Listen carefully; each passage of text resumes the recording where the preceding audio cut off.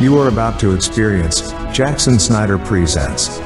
Direct from the Vero Essene Yahad, a Hebrew Nation radio original program.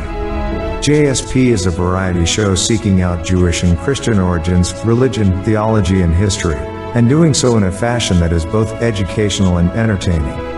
Welcome to Jackson Snyder Presents. Greetings, my friends. This is your host, Jackson Snyder, along with Bogdan G. Schruumkoff and Christopher Enoch. We're on Christopher Enoch Show on Friday night, and we're going to talk about the things you didn't know about Paul. This is the truncated version. I've taken out most of the dead air for time's sake, and it's part one. I understand we'll be doing this again soon. You're bound to have questions about what's on this recording, and if you do, or you want a Paul genealogy chart, just let me know. Surf to www.yahad, yahad.me, yahad.me, and I'll be glad to send that to you if you request it. Shalom, shalom. Welcome, everyone. Welcome, world changers. Tonight is a very special night. We have Mr. Jackson Snyder with us tonight, and so he's waiting in the back room here. In just a moment, I'll pull him up. But just to give him a little bit of an introduction, the first time I actually saw or heard his content was actually through Onia's channel, and then I went to his own channel on YouTube, and Let me just read a little bit from his About page on YouTube. Jackson's, according to his About page, it says that Jackson Snyder is a scholar, composer, author, podcaster, and pastoral minister. He says on his YouTube channel, if you are interested in biblical difficulties or obscurities, current events, or unorthodox music, you have come to the right place. So that gives you just a little bit of a I guess you would say, smell the aroma of the coffee, a little bit of an idea of who Dr. Snyder is. So in just a minute, I will pull him into the live stream here. In the meantime, we have here in the chat, I just want to welcome all of you. Calamento says, Shabbat Shalom, everyone. 1 John says, Shabbat Shalom. Shabbat Shalom. Welcome, guys. Good to see you. Joshua says, Shabbat Shalom. Blessed be the name of Adonai, the awesome God of Israel. May he speedily send Yeshua on that great day. Amen. Yes, and amen to that. And welcome and shalom to you as well, Joshua. Good to see you. Psalm 94 says, Shabbat Shalom. We got a double T on that Shabbat. Double T. And we have Chris says, I always love hearing your piano skills, Jackson. Actually, that's actually a young lady by the name of Hannah.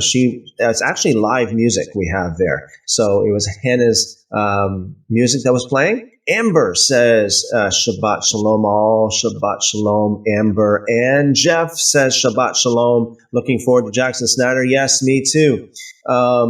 Yes, and the Tower Time says, this is Sister Hannah playing right now. Yes.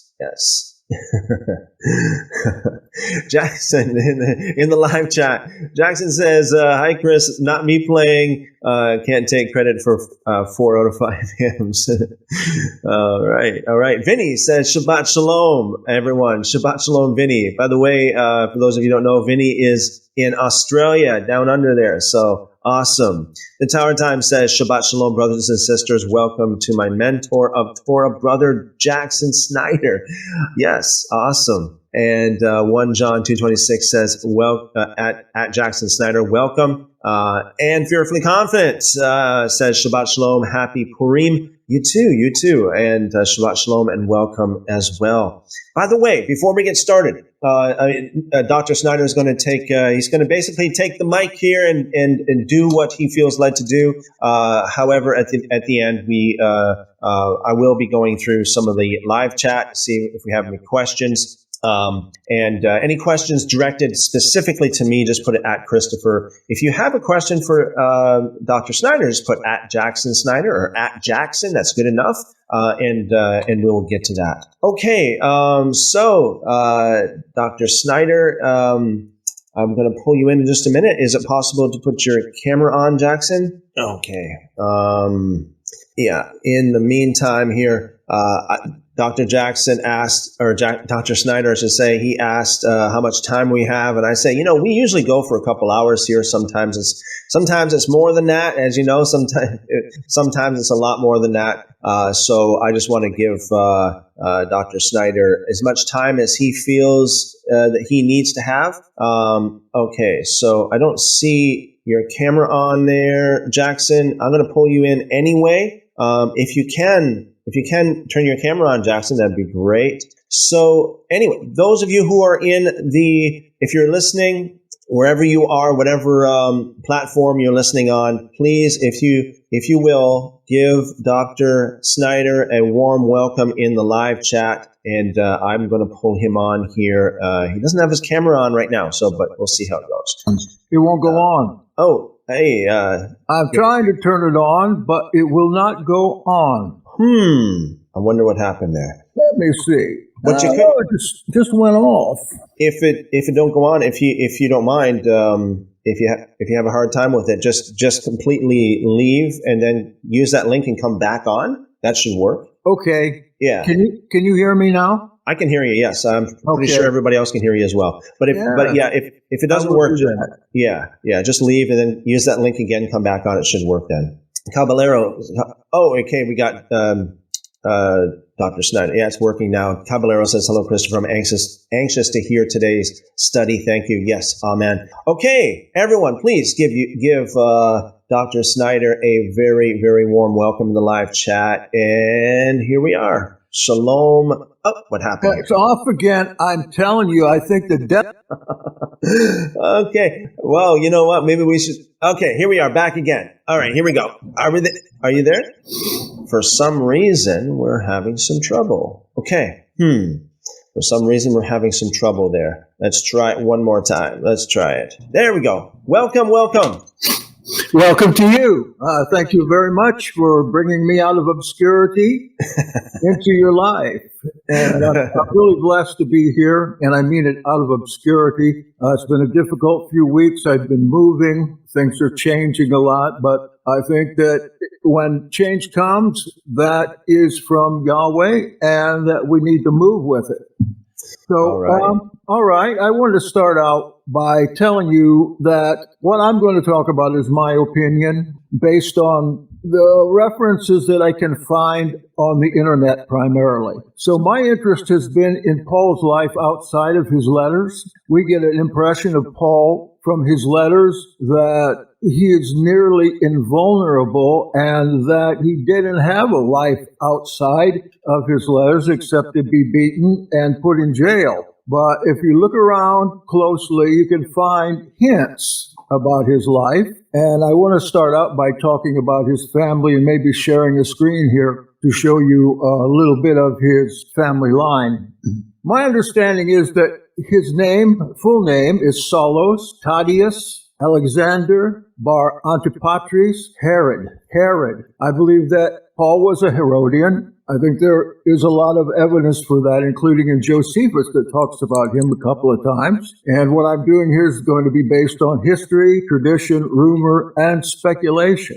Saulos Tadius Alexander Bar Antipatris Herod was born in Giscala, or Gish, of northern Galilee, sometime around 4 or 5 AD. And that's according to Jerome, the translator of the Vulgate in the 5th century. He tells us that the historians are wrong about Paul, and though he says he is from Tarsus, he was actually born in Giscala, which is a kind of a famous city, even in our time, being the home of John of Giscala, one of the revolt leaders in the 70 AD revolt of Israel against Rome. On the Herodian family part of it, I looked at Romans 16:10 and 11, and there, among many other hints and clues, he says, greet those who belong to the family of Aristobulus. Aristobulus was married to Salome. Salome was the young dancer that danced for the head of John the Baptist.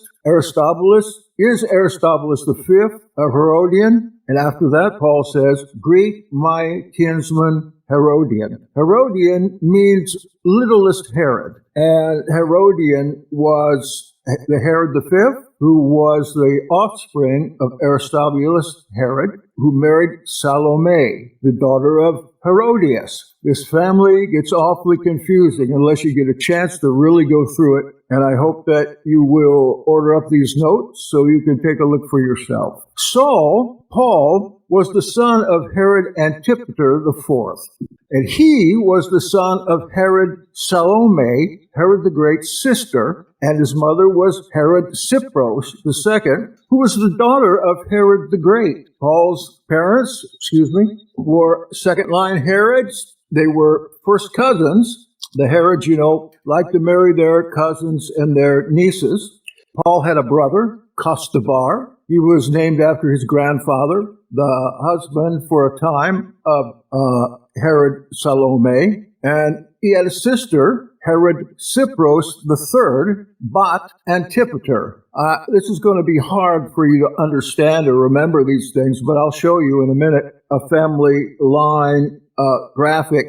Cypros III, his sister, was married to Alexis Helcias ben Alexis, and if that sounds familiar to you, that's because he was the temple treasurer. We're talking about, in that day, the enormously rich people of the Herods, not only the ones at the top, but all the way through. And being the temple treasurer, Paul's sister had a lot of money. I think you probably remember that Paul had a nephew, spoken of in Acts 23. I think the nephew went into the Roman legion and told them that he thought his uncle was going to be executed there if somebody didn't come out and help. So we have that nephew is the oldest one of Cypros and Helcias, the temple treasurer. His name is well known in Josephus, Julius Archelaus Alexis. And if you want to look specifically, you can see that in Acts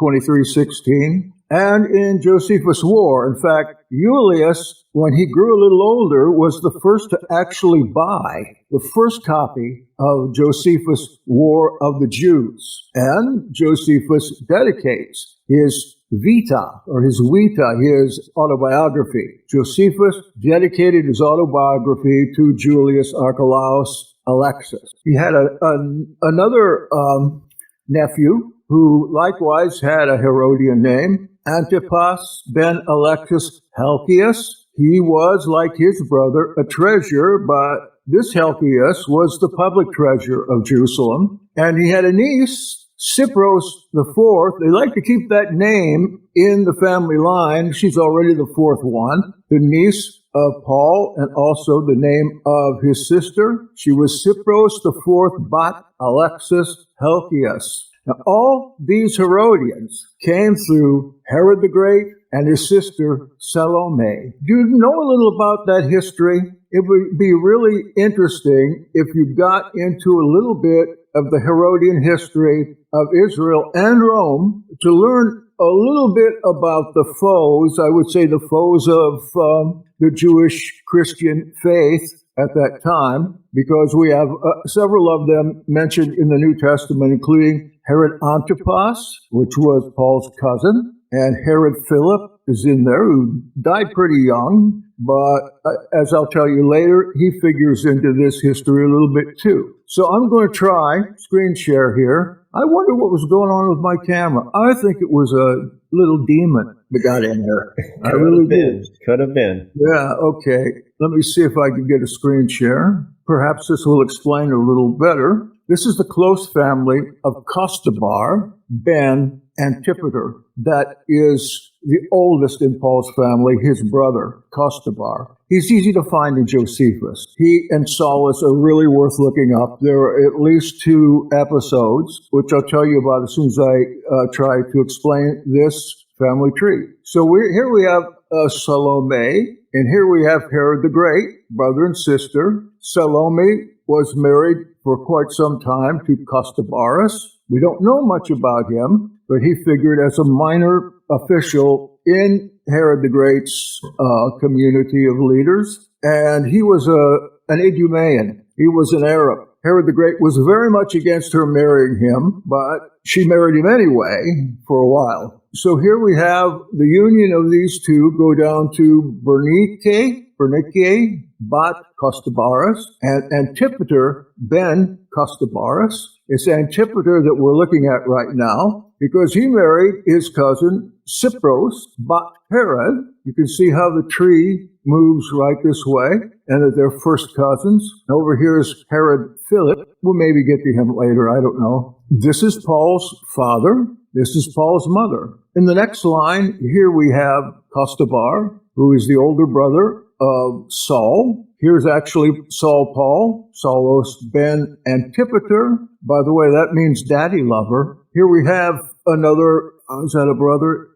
Alexis Helcias ben Alexis, temple treasurer, who married Cypros ben Antipater. That is Paul's sister. So we have the two brothers, the sister, and her marriage to Helcias. They had children, Archelaus. You can see that this is a very Herodian name. And Julius ben Alexis Helcias, who was the one I just talked about that has figured into Josephus' history, as well as Josephus dedicating his Vita, his life story, to. And the first one that ever bought a copy of his stuff. This is another brother who was a temple treasurer, the treasurer of the public purse, Antipas. And here it's a niece, Cypros, Bat, Alexis, Helcias. What long names. So we see here being Paul. Here's his nephew, Archelaus. And if you look at a full rendition of Paul's family tree, or actually Herod, the Herod family, it's huge, long, and wide. And there are many, many interconnected people there. And you'll see right off the bat, many times the Herods married nieces or married cousins. And this is one of the things that, as you know, the Dead Sea Scrolls railed about niece marriage. And I believe there's a passage, maybe in Deuteronomy, that talks about one cannot marry the niece, but they say that the Dead Sea Scroll caveat against doing that was a direct insult to the Herod family that did that. Okay, let me ask if there's a question at this point. And the camera's off again. Well, shoot. Yeah, I see you're frozen up there. Let me see here if we... Okay, so we have Keeping Watch 95. Okay. Is Saul King Herod's grandson? Yes, he is. Well, that's his granduncle. His grandmother is Salome, Herod's sister. So Herod being the sister of Salome, that would make him an uncle. And it's hard to believe for me that Saul is so poor. It seems to me that his family, of course, was the richest family at that time. They all were very, very rich from primarily taxes and different types of bribes. They had a lot of money. And at the time that Paul, I'm wondering if there's something I can do about this camera, if it's even necessary. But brother and sister, I don't know, maybe we need to get an exorcist in here. It seems to be hooked up correctly. If I hate to ask you to do a restart, if that would, I'm not sure if that would help or not. I can do that if you can wait on me. Yeah, sure. I can wait on you. Okay. Yep. Talk about it, and I'll be right back. Yeah, sure. Okay. Yeah, I mean, isn't this very interesting, guys? I mean, it's quite shocking that Dr. Snyder has all of this information, like Paul's full name, like he's got all these middle names, if you want to call it middle names. Now, this is one thing I was thinking about while he was talking, and I want to ask him about this when he gets back. And that is, those of you who know, what I talk about a lot, and that is about how Paul seemed like he had a lot of money, especially in Acts chapter 21, when he was asked to, take the vow, take the Nazirite vow, and that in and of itself is very expensive. And then not only that, but to sponsor 4 other men. So that's like, to me, it's like he had to have had a lot of money to do what he was doing there in Acts chapter 21. I'll see when Dr. Snyder gets back here, I'll just kind of run that by him and see what he thinks about that. But that's how I understand Acts chapter 21, is that it seems like Paul had a lot of money kicking around. And maybe that's the reason why, too. They say, okay, sponsor 4 others. It's like, hey, we know this guy's got a lot of dough, so maybe he can pay for four other guys. Christina says, Mark 8:15, he cautioned them, saying, watch out, beware of the leaven of the Pharisees, and the leaven of Herod is double trouble. That's amazing. When in doubt, reboot. Yeah, reboot that demon right out of there. So Christina says, and Lydia sold purple fabric. Paul and his followers were so rich. Very good point. Purple fabric would have been something that is not very, I wouldn't think that would be a common thing back in those days. That would be like royalty. KMJJ says, good evening and shalom, all blessings. Welcome. Shalom to you. Blessings. Isn't that, it's just amazing. I'll let you guys know as soon as Dr. Snyder comes back here. He's not back yet, but it's just absolutely amazing. I think what he has to share here about this. Jeff says, such great software we run these days. LOL. Yeah. Lord willing, sometime in the near future, I think it looks like it could be in the next couple months. Maybe even perhaps before that, I'm going to have a better internet connection here as well. And so that will make the live streams, that will certainly take it up a notch. So praise God for that. So John says, if you're wondering where I'm getting these comments from, Dr. Snyder has also linked to his channel with this live stream as well. So I'm pulling some of these off of his channel.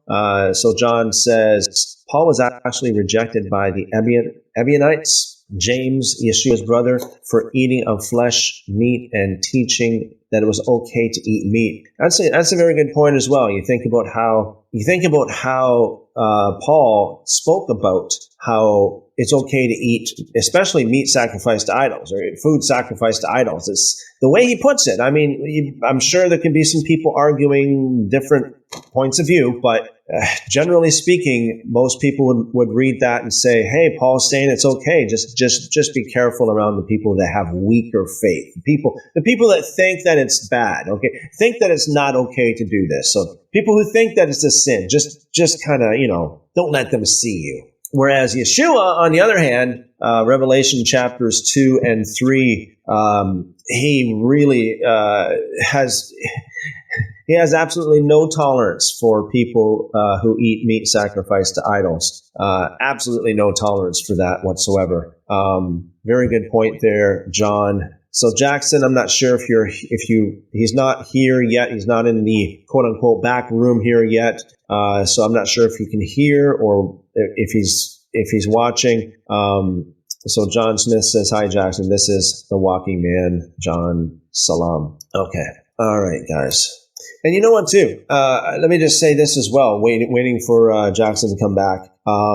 I've said this before, and I know this is a little bit controversial, and that is that Paul seems to be, I can't think for lack of a better way of putting it, he seems to be weird, because of the fact that he seems to contradict himself so much. Like Romans, where he says, it's not the hearers of the law that are justified, but the doers of the law. So it sounds like, yeah, the doers of the law are justified. And then he says something that sounds like completely different. You see this over and over and over again. Romans chapter 6 is like, yeah, we're dead to sin. How can we sin anymore? And all this kind of thing. And then Romans chapter 7, it sounds like he's on the other side. Romans chapter 8, then he goes back again. Galatians chapter 3, he says that God said to Abraham and to your seed, God didn't say to your seeds, therefore he means to one person and not to many. And then later on, in that very same chapter, Paul speaks to the church in Galatia and says, you are the seed of Abraham. As if, well, Paul, according to your own logic, how can you say seed? Shouldn't you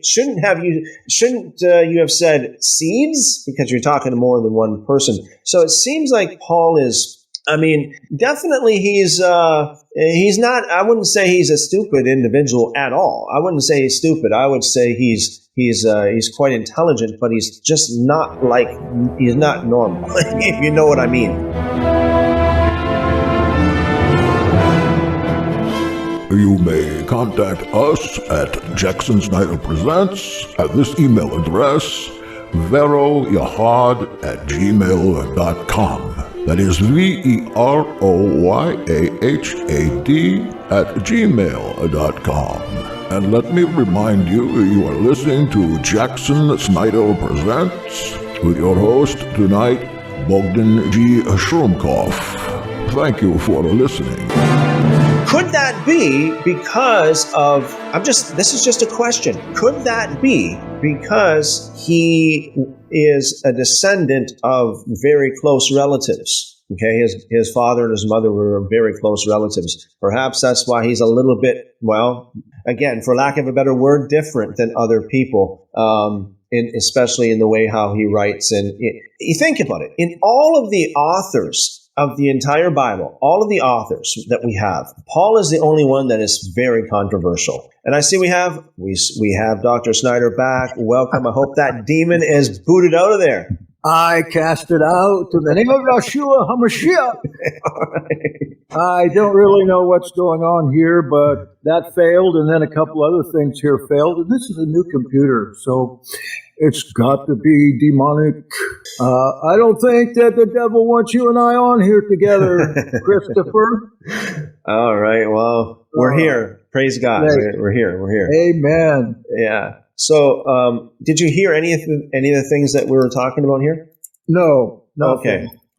Now, let me just go through the comments here first, and I've got a couple little comments. Not so much, just some, again, speculation. I just want to hear your input on it, Dr. Snyder. So let me see where do we go here.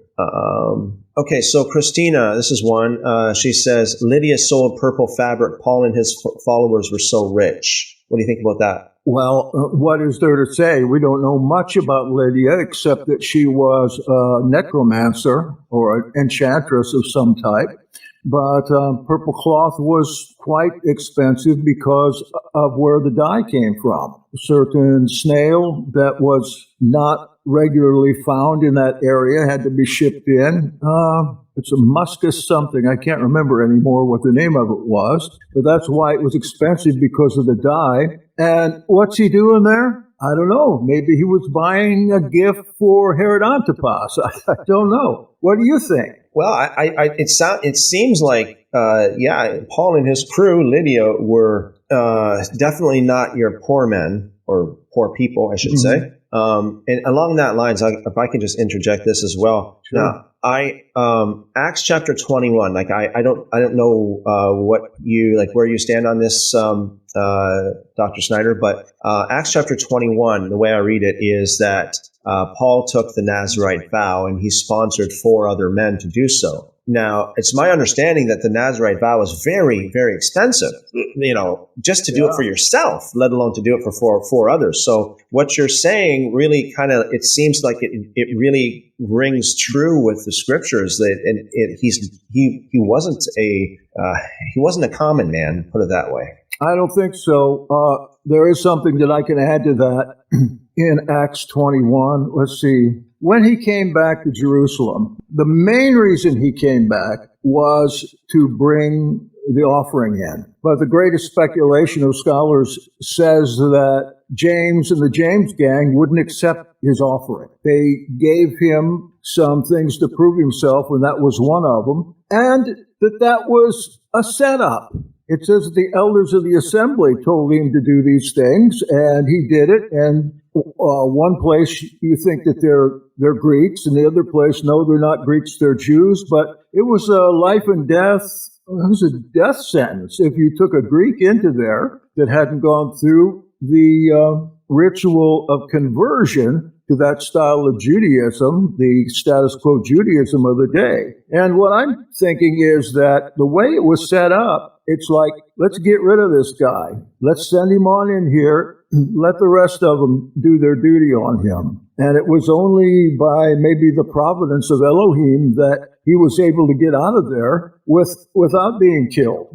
Somebody mentioned today, earlier on, did Paul speak Hebrew? And it says at that time that he went before them and he spoke in Hebrew, I believe. Then he spoke in Greek to the Romans. I don't think that Paul was facile, that he could easily speak Hebrew or Aramaic, because being brought up in Tarsus, an entirely Greek city, his education would have all been in Greek. The only people in Tarsus that might have spoken Aramaic or Hebrew, for that matter, I understand at that time, even the Jews couldn't speak it anymore, but they would have been people that had imported themselves in there from other places that were under scrutiny for one reason or the other. And I can't remember where that question came from, but I don't think Paul was fluent in Aramaic, and he certainly didn't write in Aramaic, because look who his audience is. Thessalonica, Corinth,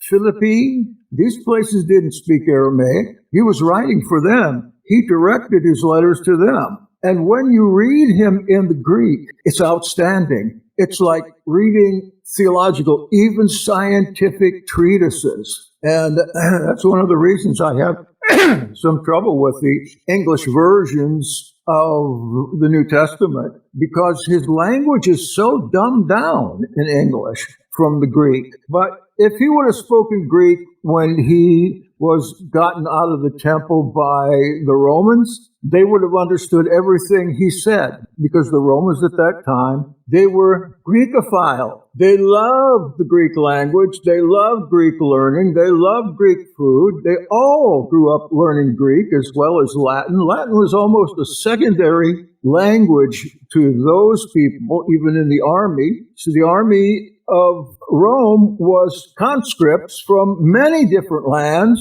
many different languages, and the one thing that held everybody in this empire together was the Greek language. Same reason why we see the New Testament being distributed and broadcasted in Greek. That's how the world would know. They didn't speak Aramaic except down in Syria. And there were actually 4 different versions of Aramaic, and they were all different. So I'm not answering anybody's question here, but it was somebody's question earlier on today. I had a phone call about whether Paul spoke Aramaic and Hebrew or not. But considering that he came down to Jerusalem, and I'll tell you why in a minute, from Tarsus, he would have had to learn some, because I believe that he came down to Jerusalem because he wanted to become a high priest in the same way that Caiaphas, the ruling high priest, had. Caiaphas became a high priest by marrying the high priest's daughter. And my understanding is that Paul came to make his fortune to Jerusalem. Am I going on too long here? No.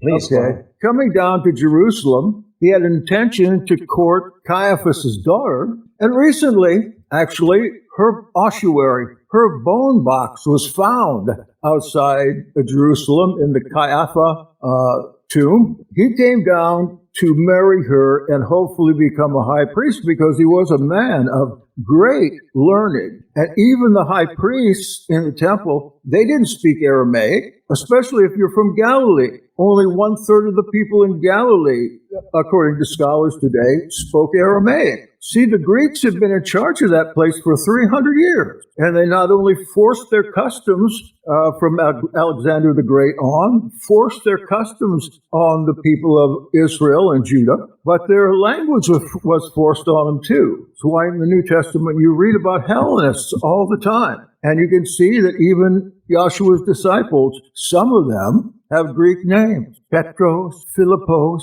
Andras, and a few more Greek names. When I'm wandering off here, Philip comes to Yahshua and he says, look, these Hellenists over here want to talk to you. What does Yahshua do?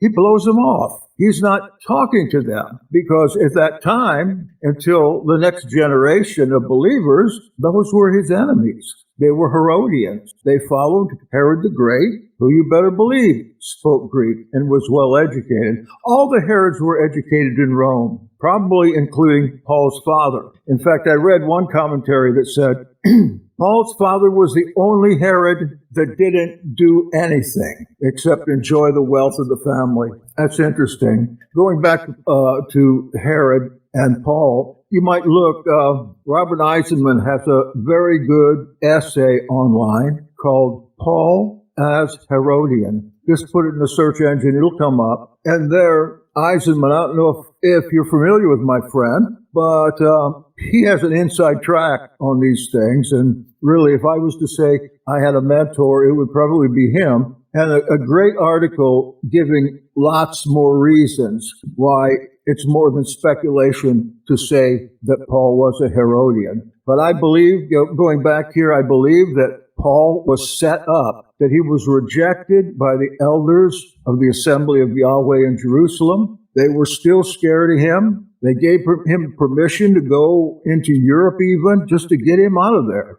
And this is why you see some conflict between Pauline teachings and the teachings of, say, James the Just from the little letter of James. In fact, there's a dialogue going on there between Paul and James. Line up the second chapter of James and the third chapter of Galatians, and you'll see, line by line, it's almost a dialogue. It's a response. So, okay, I've blown off for a while now.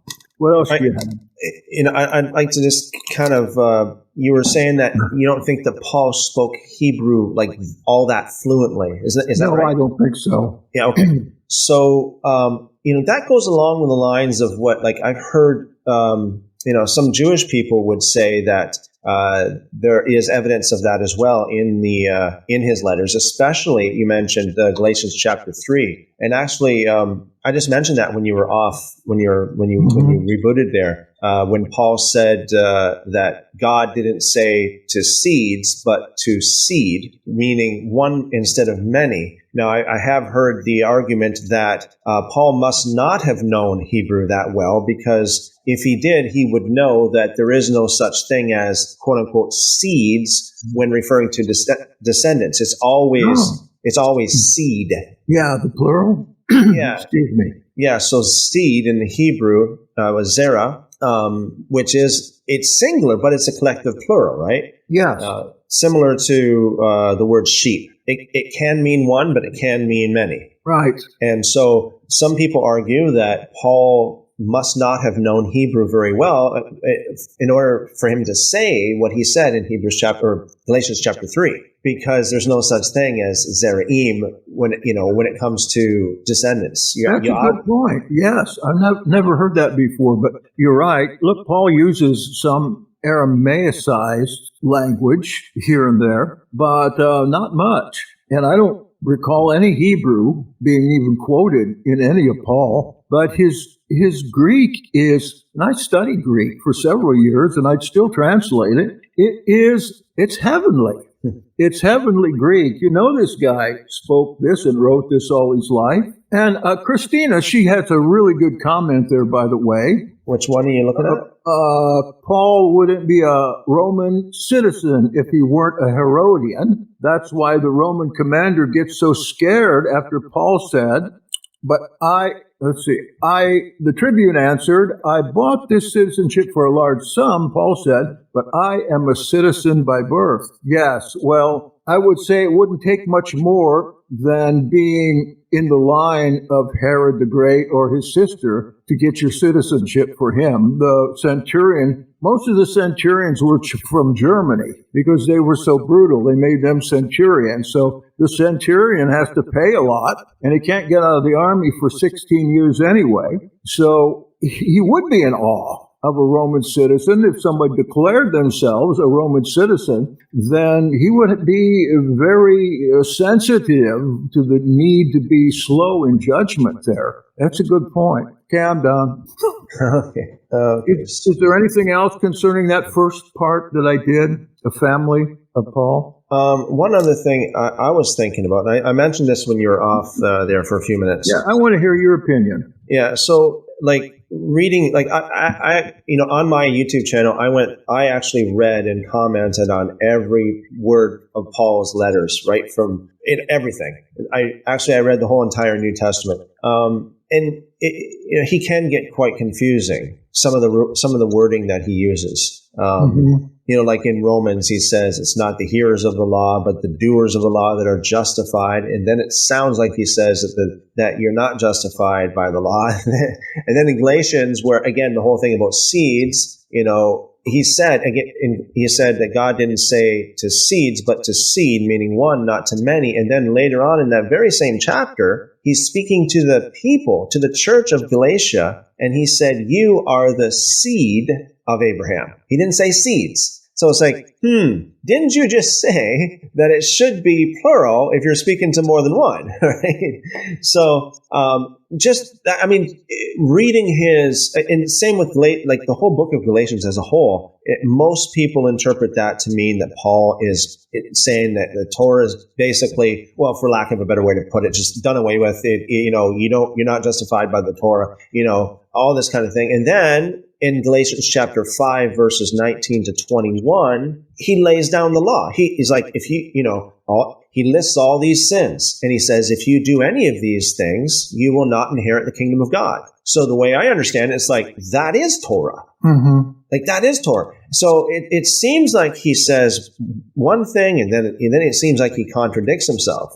I think I know the reason for that. Okay. I agree with you. It's very contradictory. I want you to. It seems like Paul is, the way he thinks, so the way he's not your average. He doesn't. He seems to be kind of what should I say? It's eccentric. Like if I can use the word weird, comparing him with all the rest of the authors that are in the Bible. Most of everybody else is quite clear, concise, not so controversial. But Paul is different. And some people would say that Paul is. Some people believe that Paul actually had some kind of mental difficulties. He was a sociopath. Okay, so let's say going back. Well, that's what today's psychiatric makeup of him shows him to be. I shouldn't have said psychopath. I should have said sociopath. There's a great book out. I think it's called The Wisdom of Psychopath or something like that. I got it here. I just can't remember. But he does a psychiatrist does a complete workup on Paul. It's very fair and compares what Paul has said against the 40-question test to show whether a person is a sociopath or not. And Paul comes through with many traits of a sociopath, but of course, sometimes in his position, you almost need to be a sociopath in order to get done what he did. And let me tell you what I think about his kind of dichotomy of law and grace. He wanted to go into Europe. That was his intention. So he was already in Galatia. Nobody knows exactly where that is, but it was probably in the northeast province of Anatolia, that is Turkey, by Bulgaria or someplace. But it could have been 2 or 3 other places. We don't know where he was. But he writes, and where does he write from when he writes the Galatians? From, do you remember? I can't remember. But look, to go into Europe proper with what he had, he knew a few things that were very important for his success. Number one was that Jews had a special dispensation in the empire. Christians, Jewish Christians, or as they were called at the time, Nazarenes, they did not. Only Orthodox Jews did. Paul was considered a cult leader if he was to go and proselytize in Europe proper, because they had certain laws. One of those laws was the Lex Cornelius. What this law made it, gave the death sentence to anybody that would mutilate their own I'm going to say Gentiles, mutilate their Gentiles, mutilate their genitals, or if you mutilate your own genitals or anybody, genitals, or see, I'm trying to avoid that word. It's such a dirty word. Just say Gentiles. Yeah, it was a death sentence. So look, if that's the case, circumcision was also considered mutilation of the genitals. And he had to get rid of that out of the Torah, or he wouldn't last long at all going up into Europe proper. There was another law. It was the Lex Julia that talks about what women can do. You see, he is very open for women in Galatians, but if you go back to those books in the back, the pastoral epistles, assuming that he wrote them, which that's a big assumption, he talks about women, woman, keep your mouth shut. Woman, you have to wear something on your head. These don't jive at all with what he says in Galatians. But there was this rule, Lex Julia, where a woman couldn't go in and lead any kind of discussion except in those religions that had been approved by the government, and his had not. So here's another one. He has to change his mind in accordance with the law about women. All of a sudden, he's open to them. Women are deaconesses, women are apostles, and then all of a sudden, women, you need to shut up because of the law. There's two. There's one more law that eliminated one more Torah commandment, and I'm not thinking of it right now because I'm a little nervous. But if he was to go up, and evidently he was thinking about going to Rome and going up into Europe proper from that letter in Galatians, then he had to avoid doing these things, circumcising, which is the main problem with Galatians. No more circumcision. Women speaking is the other one. And there's one more. By golly, since he wasn't considered a Jew by the Roman government, he would be in trouble doing any kind of proselytizing there anyway, and open to the death penalty. You have been listening to Jackson Snyder Presents on Hebrew Nation Radio. And, my friends, thank you for hanging around. Now, do you know who Seneca is? You heard of Seneca? I heard of Seneca. Yeah, tell me. Okay, this is important. Seneca, at the time of Paul's life, was the guardian of Emperor Nero, number one. Seneca, if you remember the Emperor Claudius, Claudius went to Britain and conquered Britain and stole everything that could be gotten out of Britain. And Seneca was right there. He became the richest man in the entire world by hustling the property of the Britons. So the third thing Seneca did and was an acclaimed poet and an acclaimed philosopher. In fact, Paul quotes Seneca at least a dozen times in his letters. Now, there's letters between Paul and Seneca that the church does not want to talk about. And these letters, 5 or 6 going back and forth, Seneca is betraying him to Nero and Poppaea, his queen, by reading excerpts from Paul's letters to Nero. And the letters start out with just how wonderful they thought those letters were of Paul. And by the end of the series of letters, Seneca says something like, "Good luck, I'll try to protect you as best that I can." And then we know from history that Seneca was commanded to commit suicide by Nero. Seneca is big, still today, read all over the place. So look, this series of letters needs to be studied by people of theology. There it is.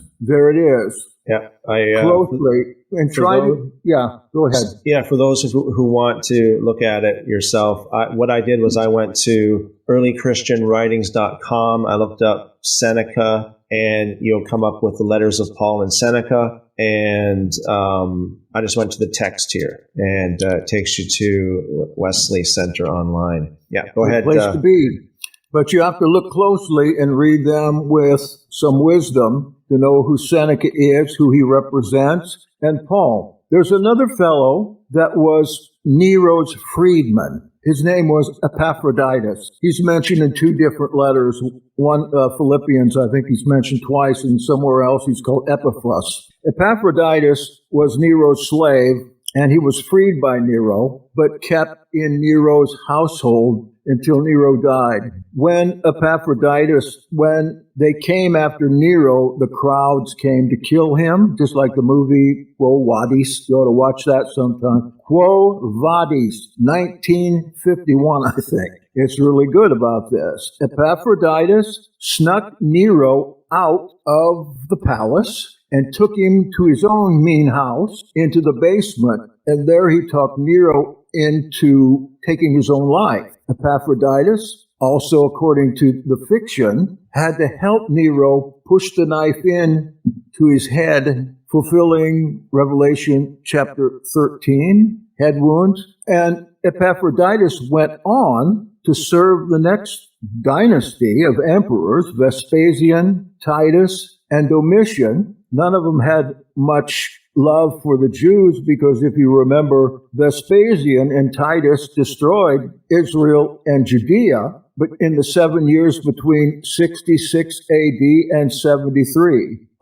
John talks about this in the Revelation. That's what Revelation is about, those 7 years. But not to get into that, Epaphroditus, I believe, who's spoken of also in the midst of Paul's travels as a travel companion. Remember, he said, I left Epaphroditus sick someplace. Might remember that. This is the same guy. And when he gets to the reign of Domitian, the craziest of emperors, this is toward the end of the first century, Epaphroditus was executed for being of a foreign superstition. He became a believer. He was probably a secret believer the entire time, along with Josephus. He was undoubtedly executed by Domitian, his adoptive brother, and also Clement of the Clementine Recognitions, important text for knowing a little about Paul, which if we have time, I'll get into that in a minute.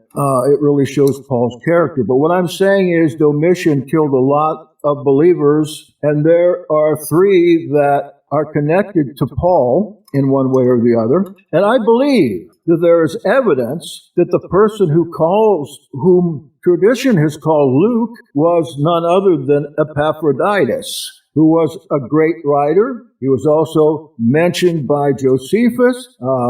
His Antiquities was dedicated to Epaphroditus, a good friend, and his ability to write, which we don't have anything left over from him except one thing. That would be Luke Acts. Everybody knows that Luke is a name that doesn't appear as the author's name in Luke and Acts. Nobody knows who that was. Tradition just gave the Gospels a name, somebody's name, and the reasons, maybe someday we'll go into why they were given these names of the four so-called evangelists. But I believe Epaphroditus, that there's enough evidence left behind, especially in the Acts, to consider that Epaphroditus, Nero's freedman, Paul's friend, the person that went along with him on his trip that was left sick someplace, is the writer of Luke and Acts. That's a whole nother story, though. So, do you want me to go on, or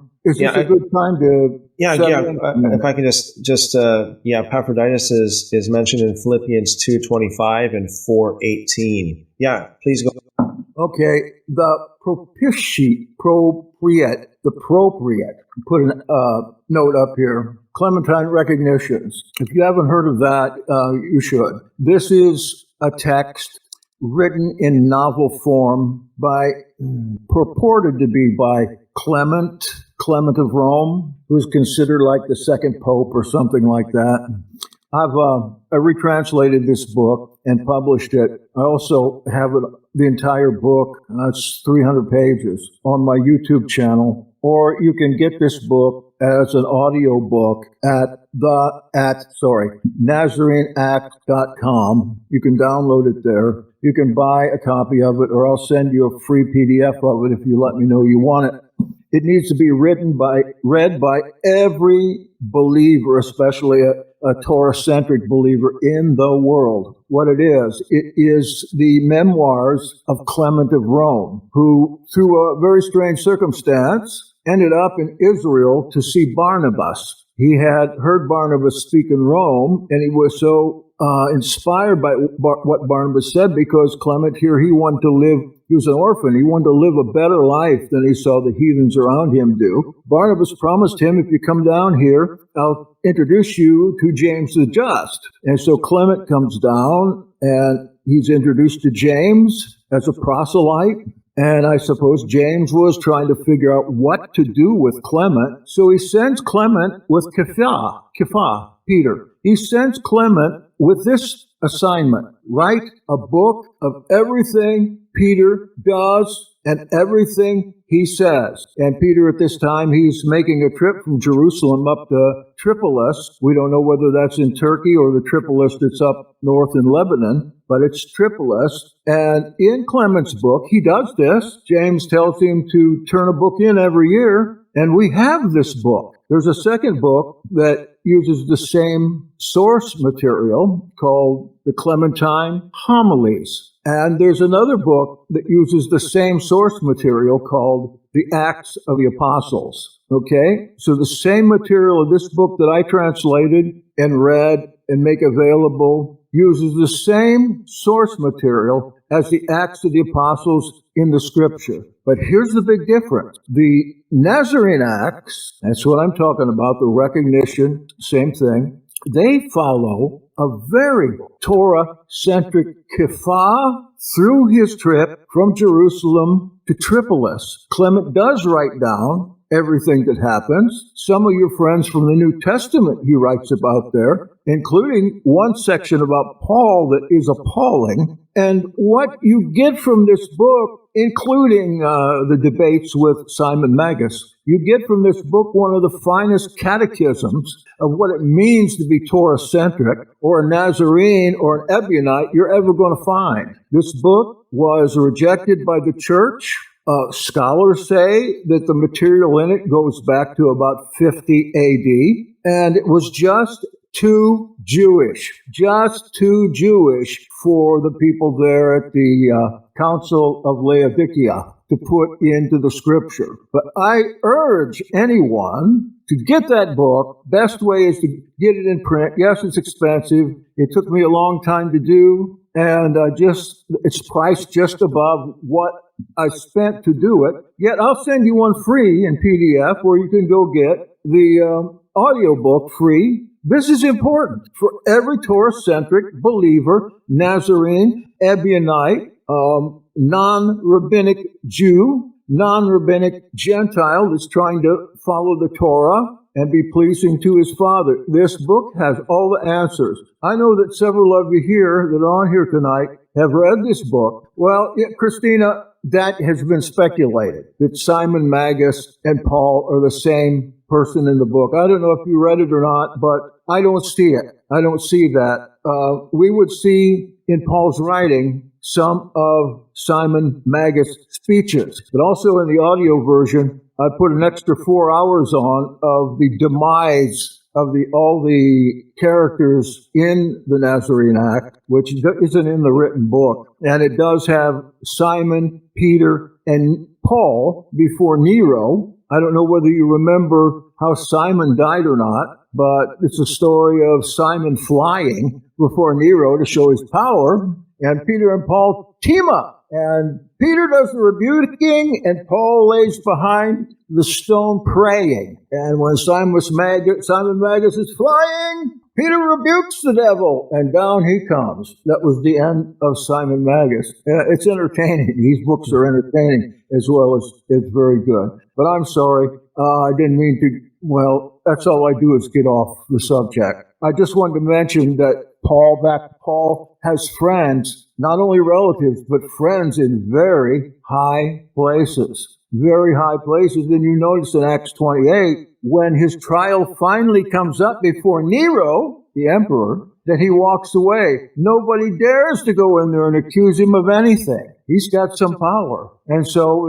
you can understand also why in Rome, in places where there had been gods worship, and the people were extremely sensitive to these gods and were extremely secular at the same time, how he wouldn't want to break those laws because his life was on the line. And you fall out of favor with Nero, and no law, no attorney is going to save you. And Nero killed everybody. And they say that he had Paul's head chopped off. I'm not sure of that because there really isn't any strong evidence for that at all. But I think that Paul certainly knew Nero since all his relatives grew up in Rome with that family. All right, I'm going to take a breath. Got a question. You spoke about how that book is really shows like Peter's teachings being more on the Torah side.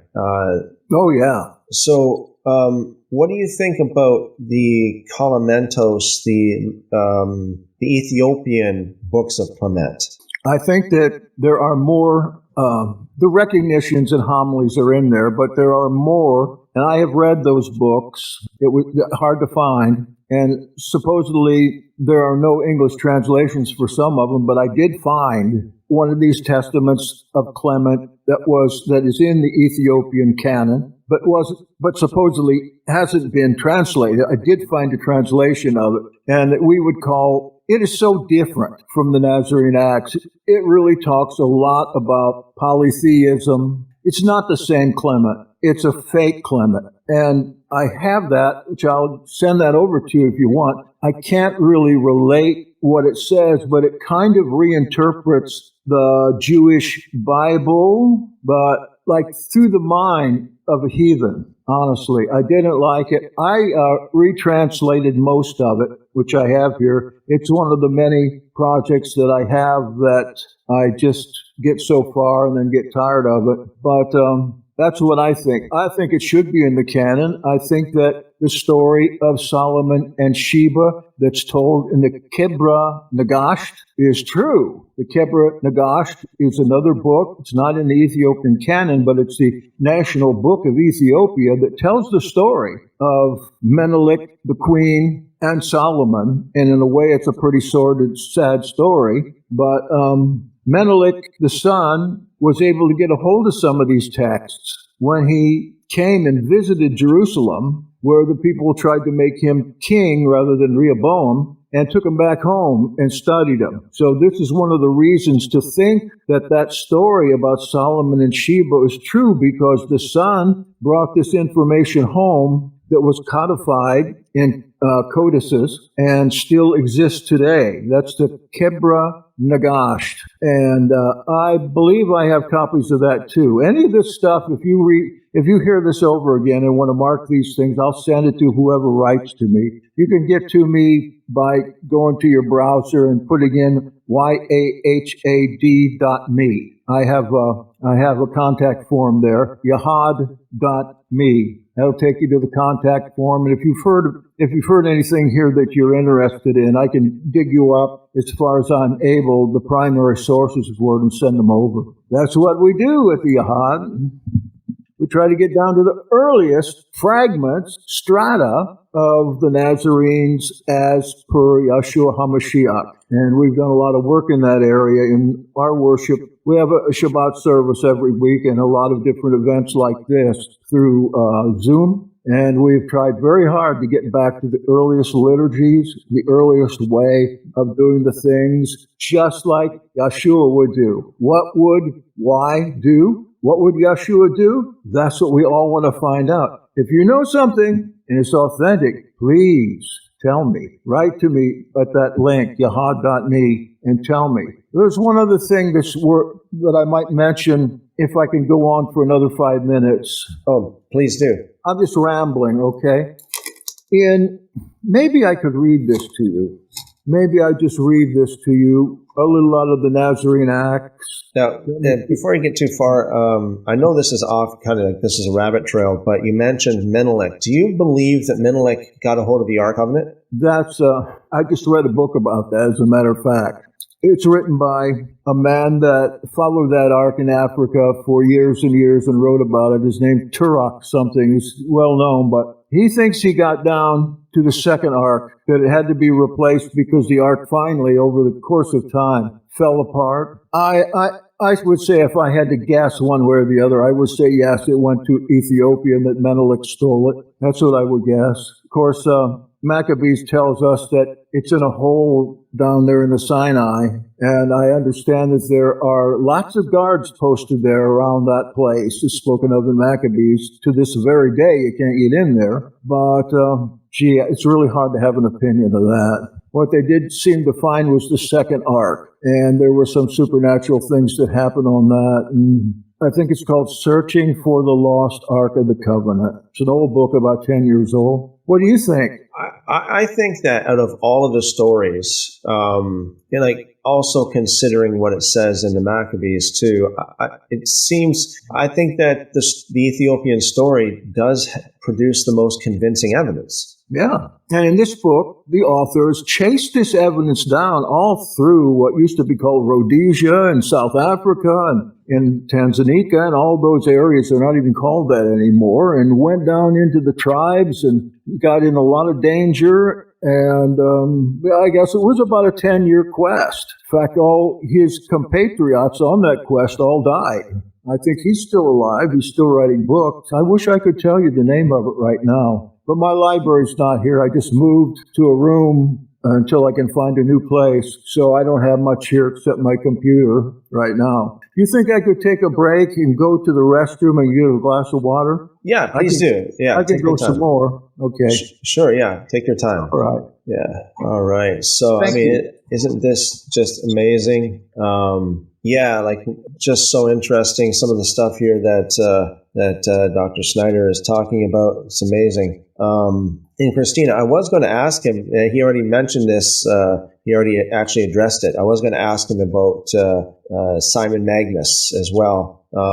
Clementos, by the way, I asked Dr. Snyder about Clementos. Clementos, the books, or the Ethiopian Clement, they are, I first actually heard of the Clementos through Onia, and according to Onia, he said the Ethiopian Clement is quite pro-Torah. We see that Dr. Snyder is not very convinced of the authenticity of those books, but very interesting as well. And Dr. Snyder also mentioned about Menelik. He said that Menelik stole the ark. The story that I heard is that Menelik actually asked his dad, which would have been King Solomon, for the ark, and he got it that way. Very, very interesting. Let me just see what we have here in the chat while Dr. Snyder is taking a little bit of a break. Joshua says, I recommend the book Paul, the Letter Writer by Tim Haig. All right. I'm not familiar with that book, but thank you, brother. Joshua says, you can see how easy it is for some people to have an anti-Semitic understanding of doctrine when they don't read Paul in the correct lens. And I do ask you guys to keep your comments. Everybody is pretty good, but if you disagree with Dr. Snyder, please keep your comments as respectful as possible. Ascended Life Family says Shabbat Shalom, blessings to you. Joshua says that Yeshua was very much a Pharisee. The Tower Times says, no wonder I couldn't see so many of the comments I was watching on Brother Jackson's channel. They both popped up on the live feed, and I was listening. All right. Yeah, Joshua says Yeshua going to dinner with Nicodemus points to Yeshua being a Pharisee, 1st century AD, was a very hierarchy society.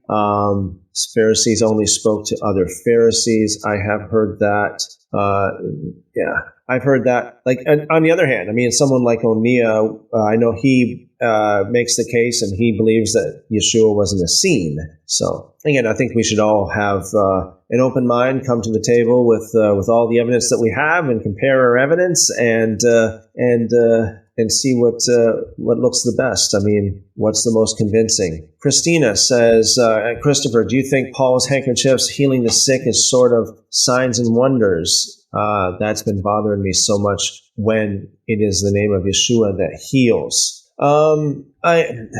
Very good question, Christina. I do believe it is possible for that to happen. I do believe that really goes along the lines of proving that certain objects can carry or be a conduit of spiritual of the spiritual world. So yeah, I do believe I believe it's possible. Let me just put it that way. And you make a good point earlier as well. I did read your comment, although about why didn't Paul heal some of these other ones instead? Like, what if he had the power to heal people with his handkerchiefs? Why didn't he heal some of these people that he writes about that he wrote about in his letters? And that's a very good question as well. I mean, we got two different people.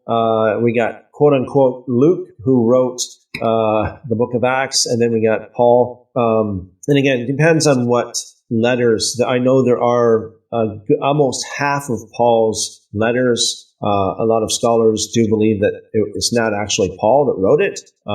So you would have to take all that into consideration as well. Deborah says, Shalom, Yeshua was about breaking barriers. Yeah, I mean, there's good arguments either way. I understand about Yeshua being a Pharisee. I'm not sure what Dr. Snyder would have to say about that. Deborah says, Shalom, Yeshua was about breaking barriers. Yeah, I mean, there's good arguments either way. I understand about Yeshua being a Pharisee. I'm not sure what Dr. Snyder would have to say about that. And Joshua says, Yeshua studied under the school of Hillel. Every Pharisee argued with this one from Shammai's school of thought. Paul also studied under Hillel's school. Makes sense why he would reveal himself to Paul, so Paul would know everything Yeshua taught. I have done some studies myself on the whole idea, like was Yeshua from the school of Shammai or from Hillel? Personally, in my opinion, I see him being more of the Shammai. I mean, considering, I don't know, for two, actually more than two reasons, but I mean, two reasons that come to mind right now, just off the top of my head, is because, I mean, he was more strict on marriage, but we know that Hillel was way liberal when it comes to marriage. It's like, your wife burns the toast, man, just divorce or get a new one, and Yeshua was not like that. Plus, Shammai was more picky when it comes to his disciples. He wouldn't just allow anybody to be his disciples. And I see that with Yeshua as well. He didn't just open the door. He's handpicked his disciples. And those are two things that make me lean more towards the Shammai. What do you think, Dr. Snyder?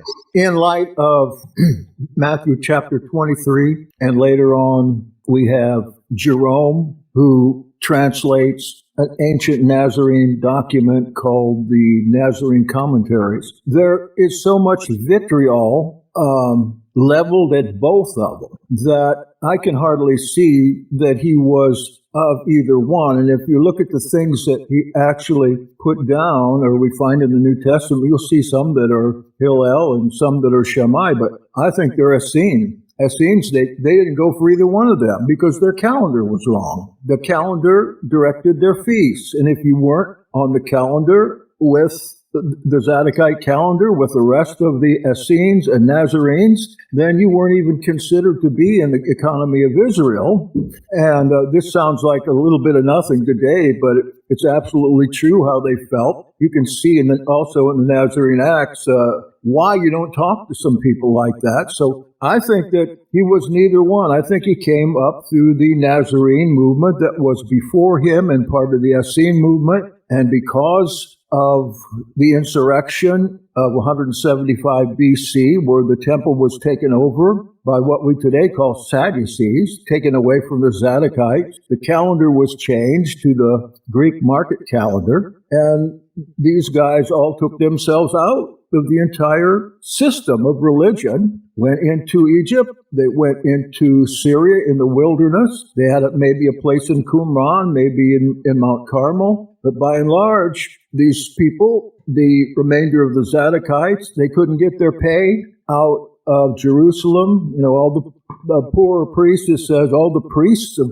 Zadokites, they were all starving to death because they couldn't get paid. And that's why we have a lot of the stuff in the Dead Sea Scrolls, because no, they were not a part of that system. Neither Shammai nor Hillel, they consider them enemies, both of them on the wrong calendar. Now, that sounds a little harsh, almost nitpicking, but I can't come to any other conclusion through the studies I've done in the scrolls, and I think Onia is right on. He and I have talked about this a lot in the last 10 years or so we've known each other, and I'm glad that we came to the same decision here. And it all boils down to the calendar. So there are lots of people like us that are leaving the Jewish calendar, that are leaving the lunisolar calendar, that are leaving the observation calendar. These are all ancient foreign calendars brought in. When we read Ezekiel chapters 40 through 44, Yahweh, through the prophet, tells us exactly what calendar we should be using. It went into obscurity, it got lost until the Dead Sea Scrolls were found. Then we found it, and I might say, having worked with it probably about the last 6 years, and it's a perfect calendar. But I'm off the subject. That's another thing. If you want to know more about, you can send me a note. We can do that. So I don't think either one of them. And the Nazarene commentaries of 100 years later, the Nazarenes say straight out that both of these methods are traps. They're traps to get you in. And once you're in, you're going to get all the feasts wrong. You're going to get the doctrine hedged. You're going to get the Torah hedged. You're going to have all kinds of dumb practices like head coverings and no cheeseburgers and stuff like that. That's just a little bit. I don't think they're either one. I'm sorry, I missed some of that conversation, but yeah, Dr. Snyder, do you have another some more material you want to go through? Yeah, I want to just go through the couple of chapters of the Nazarene Acts and let you see how Paul shows up in the Act. If you could do that, and now it's my turn to take a few minutes away. I'll be right back. Okay. Great. Yeah. Cats away, mice will play. I've tried to answer some of these notes that are coming up on the right side, but I don't see any way that I can do it. I went out to YouTube and did a few, but there's a lot of great questions, and I'm just so pleased by you folks' knowledge. I know some of you I really love, but your knowledge is very great. This is the first time I've heard of this show or been a part of it, and I really appreciate it. I appreciate you all the most. We're getting into the Nazarene Acts, Book 1, Chapter LXV, that would be 70, 60, 68. We'll start there, read 2 chapters. We're introduced to a couple characters here.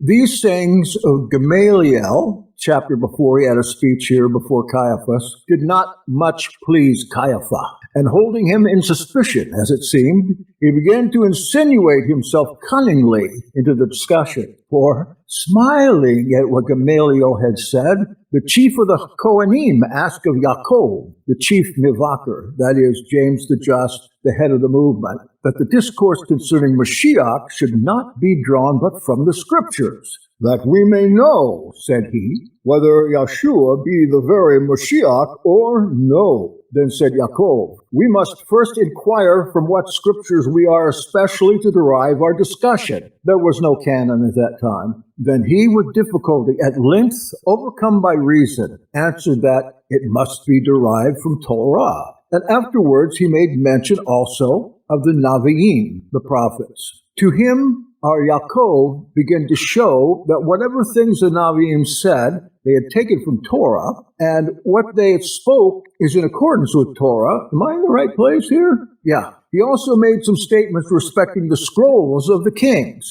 in what way and when and by whom they were written, and how they ought to be used. And when he had discussed most fully concerning Torah, and had, by a most clear exposition, brought into light whatever things are in it concerning Mashiach, he showed by most abundant proofs that Yahshua is the Moshiach, and that in him are fulfilled all the prophecies that related to his humble coming. For he showed that 2 comings of him are foretold, one in humiliation which is accomplished. The other in radiance, which is hoped for to be accomplished when he will come to give the Malkuth, the kingdom, to those who believe in him and who observe all things that he has commanded. And when he had plainly taught the people concerning these things, he added to this also, that unless a man be immersed in water, and in Latin that man can refer to a human being, in the name of Yeshua, as Yeshua taught, he can neither receive remission of sins nor enter into the Malkuth Shamayim. And he declared that this is the prescription of the unbegotten Elohim, to which he also added this: do not think that we speak of two unbegotten Elohim,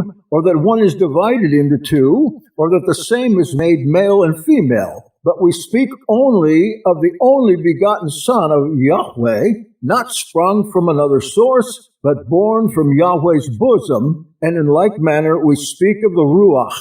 Remember, in those days, the Gnostic heresy went about that there was a high God, all good, but the God that created the earth and all that's in it was a demon named Yaldabaoth, or the demiurge. And this heresy Paul fought all the time. So all creation was evil, and the only way you could get into the realm, the pleroma, the realm of the Most High, was to be executed. So they're kind of going after that. James is going after that doctrine at this point.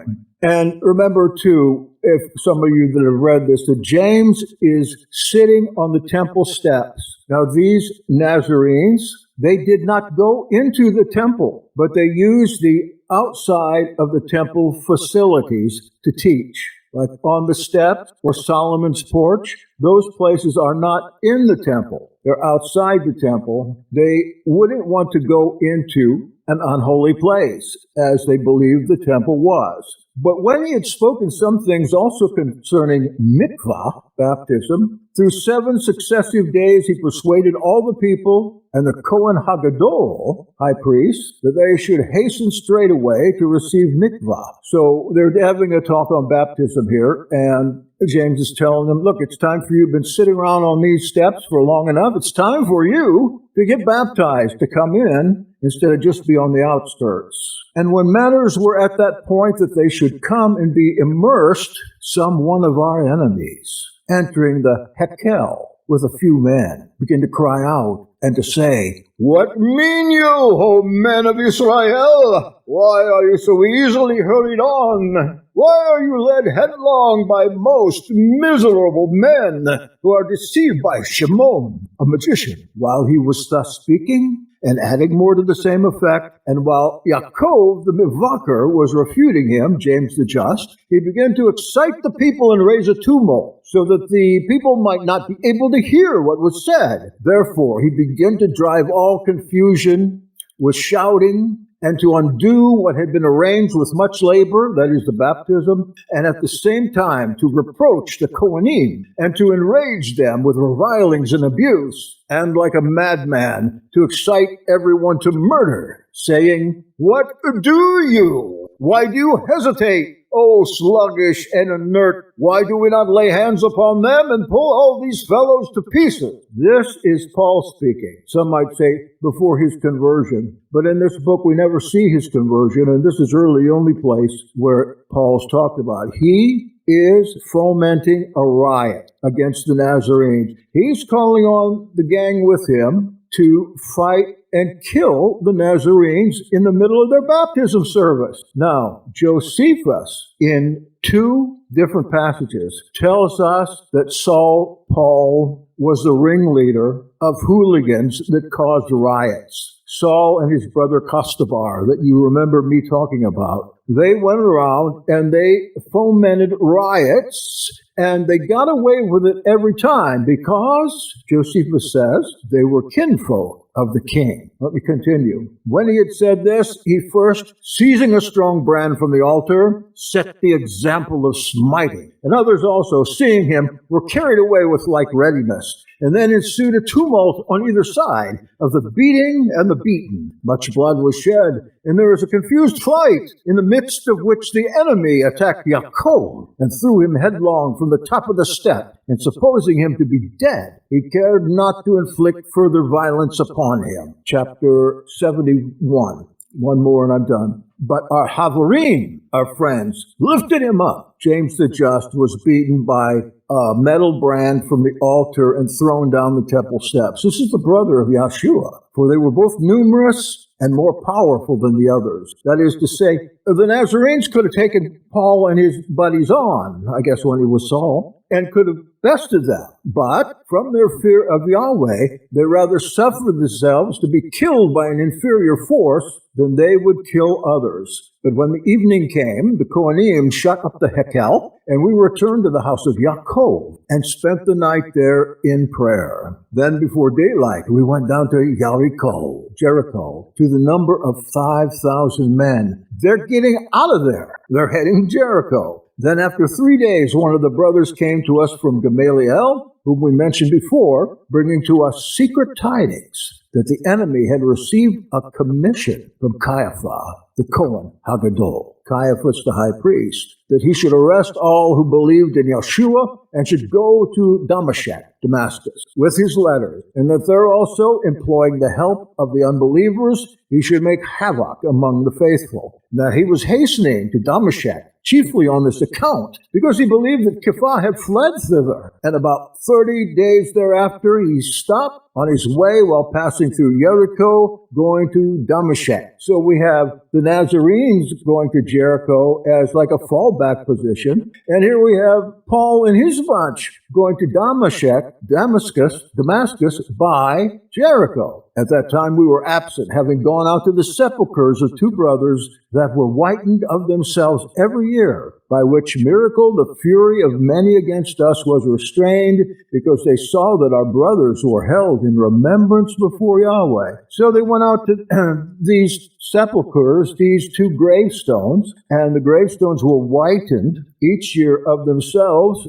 and there were scholars that said that, well, there is no such place as that in Israel, so this text must be a lie or a novel. That is, until a couple of years ago, Robert Eisenman found those two sepulchres right on the way to Jericho. And now there is a lot more confidence. But if you read through this book, you'll find that there are several of the Acts of Kepha, Peter, that's found in the Acts of the Apostles, that are seen in here as well, but through a different lens. This is a good book. And if I wanted to make money on it, I could, but I give it free to anybody who asks for it and wants one. All right, so that's it for me on this subject. Oh, I think that I have this. Do I have this? I have this online. Okay, I'm back. Are you back, Christopher Enoch? I am back. Okay. So we see in this set that the Paul that these apostles knew of, Yaakov was beaten by him, left for dead. He interrupted a meeting on baptism. He brought people in that were armed, and they were beaten by him, and they had to make a retreat. They had to get out of there to their fallback position in Jericho, and here comes Paul with his letters and with his gang. This is exactly what Josephus calls Saulus, a gang leader, an armed gang leader that got away with anything he did because his relationship with the king. So that's as much as I can do on that. And I might have one or two more things, and that's all. I'm getting tired. Let's see. Oh, there's still a lot of stuff. But maybe we can do this again. Yeah, sure we can, yeah. Yeah, I'm really tired. You know, I have some physical problems. Yeah. And I need to preach in the morning, so I got to get some rest and do a little work. But I want to say how much I appreciate you for having me on here. And if you have other questions, just go to my contact, or Christopher, you have my email address. If you can't find them yourself, all this stuff is online. If you can't find it yourself, then I'll try to help you with that. Sure, yeah. I appreciate it, brother. I appreciate you coming on, and I know that everybody listening really appreciates you as well, and what you do and what you've shared tonight. Yes. So do you have would you have a couple more minutes? I see we have one more question here. Yeah, I can do some questions. Christina says, but Paul, thanks God he didn't baptize anyone but Crispus and Gaius. Yeah, where was that? In Corinthians, 1 Corinthians 1, or where is it? They have a dispute about who. No, it's Romans 1.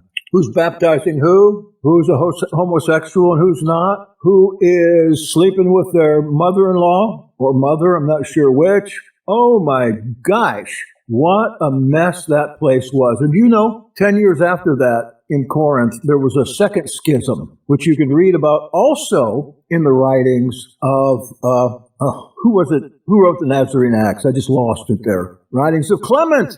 There we go. Go to First Clement, which was once in the Bible and should be in there. You'll read about a whole nother scandal in the Corinthian church that was going on. The charismatics were taking over. The charismatics were taking over the church. Oh!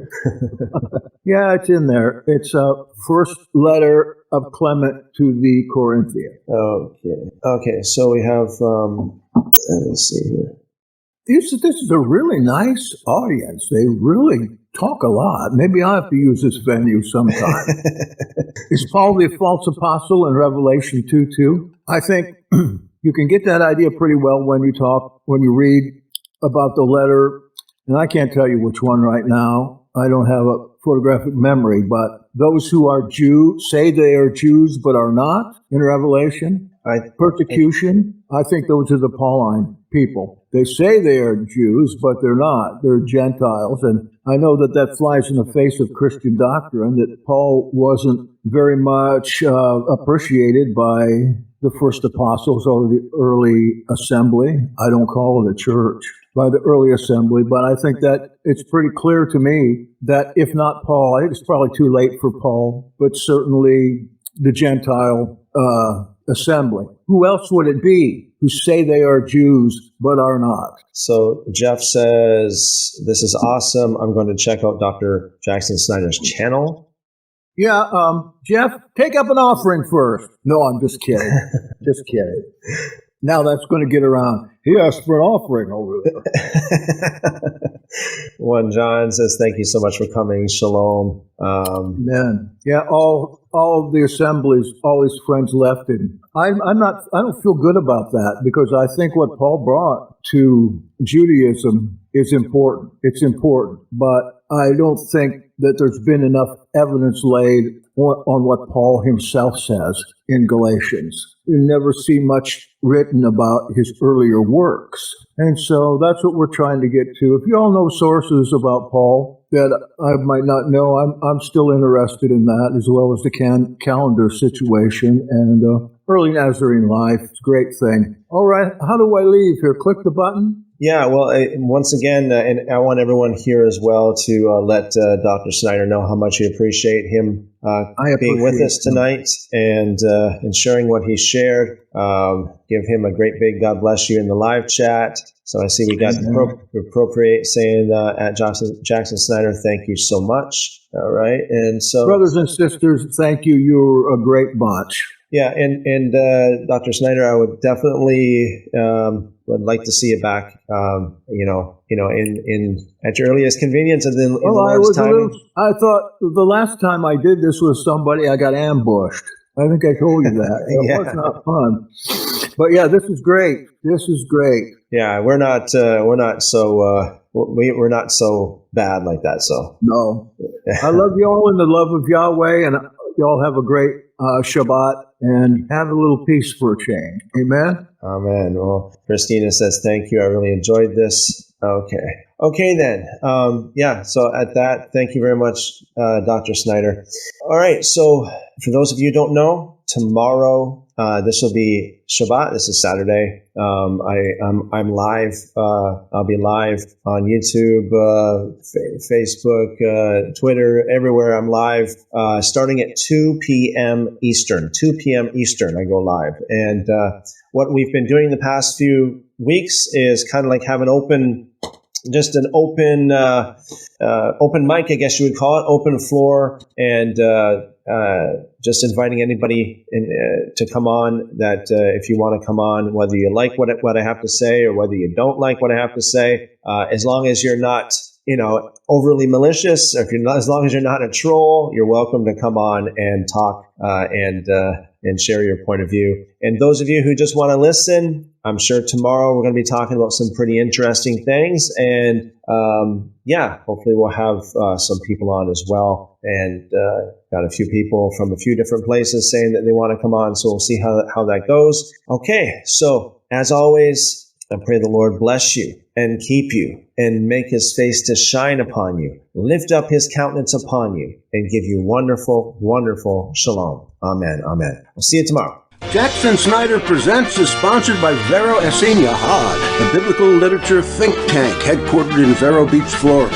Vero Yahad provides new translations, online seminars, rare books and research work connected with the Zadokite movement, the Dead Sea Scrolls, and the New Testament. Free lectures, lecture recordings, and literature are posted at www.veroyahad.org. That's VEROYAHAD.org. Contact me, your host, Jackson Snyder, by email at veroyahad@gmail.com, or catch us all on Facebook.